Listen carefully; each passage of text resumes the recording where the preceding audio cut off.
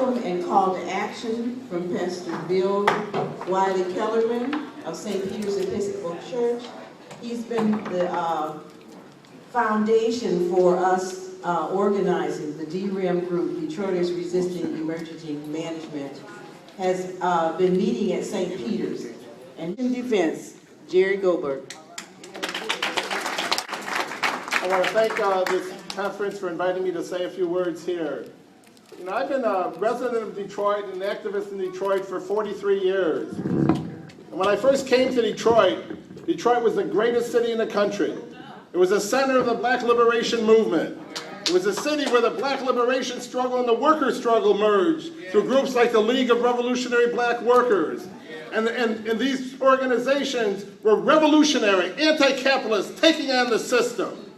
And they inspired white workers as well. I was working at that time, me and Rick, in a plant out in the suburbs, and the most racist place I'd ever seen. And yet we elected 5 black committeemen out of 7. Why? Because the white workers said, we need to learn how to fight from the black workers as well. So what happened? The capitalist class took stock of what was going on in Detroit. And just like imperialism blockades any country that dares stand up, whether it's Libya or Iraq or Cuba, they did the same thing to Detroit. So in Detroit, I view Detroit as having undergone 2 phases of direct war by the capitalist class. The first phase was in the late 70s, when they began the restructuring in auto with all the new technology. They saw this as an opportunity to destroy the power of the black workers. So what happened? In 3 years' time, from 1979 to 1982, Chrysler eliminated 35,000 jobs in the city of Detroit. They kept the suburban plants opening, but they shut down Detroit. And they reduced Chrysler was 70% African American, its hourly workforce in 79. By 82, it was only 30%.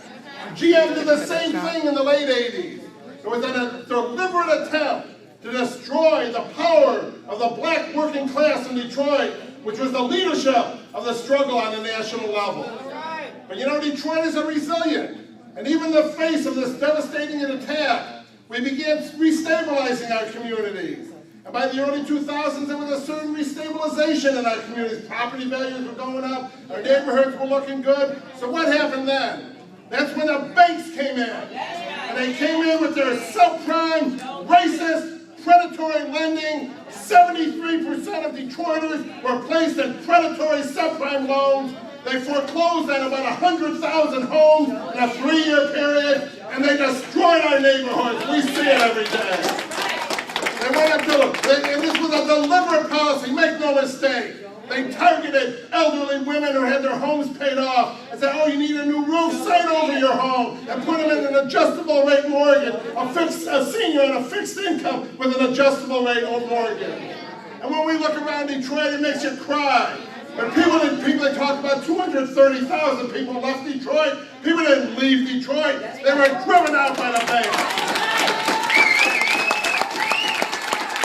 They have to destroy our communities. That wasn't enough for them. Obviously, they destroyed the tax base of our city. Our property values went to nothing. So then they went to the city that obviously had a financial crisis, and they imposed predatory loans on the city of Detroit itself. Pension obligation certificates, interest rate swaps, nothing but predatory lending on the city that put the city into the massive debt in which it finds itself today. Make no mistake, I don't want to go into it, we have a lot of literature on these swaps, but they're incredible. We pay every year $50 million to banks like UBS and Bank of America, who are criminal subprime lenders for doing nothing. We pay them $50 million because we pay them a 6.3% interest rate on loans, on bonds, where the actual interest rate is 0.6%, and they pocket it. And that's what this crisis is about.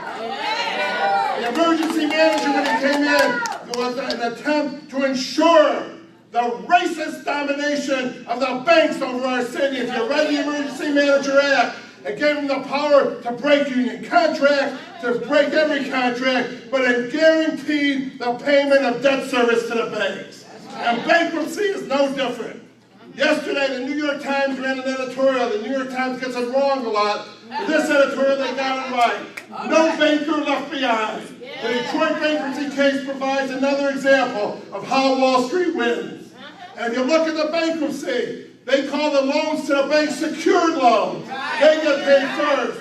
But the pensioners who worked their whole lives in Detroit, who secured their pensions for 30 years of labor, they get nothing. And that's what this is all about. If we're going to fight the emergency manager, which is racist to its core, which is undemocratic, but we have to fight the source of the problem. And the source of the problem is finance capital. The source of the problem are these criminal bankers that have destroyed our city and are now claiming first lien on our tax dollars. Make no mistake, they are criminals. UBS is one of the big bondholders that is bankrupting the city. The three executives in UBS over their municipal bond division have just gone to jail. Bank of America's executives have been indicted for their municipal bonds, but it doesn't stop them. They're continuing to do it. We want to say that's our fight. We don't owe the banks a dime. They owe us billions for what they've done. They owe us reparations for what they've done. They should be funding a jobs program to put our youth to work. And we have to take the offensive against them. Let me just say, if we take a view of the struggle that broadens it, this is not a Detroit issue. This is a national and international phenomenon. Cities across the country whose populations are predominantly people of color, who are targeted with subprime loans, find themselves in the same economic situation as Detroit.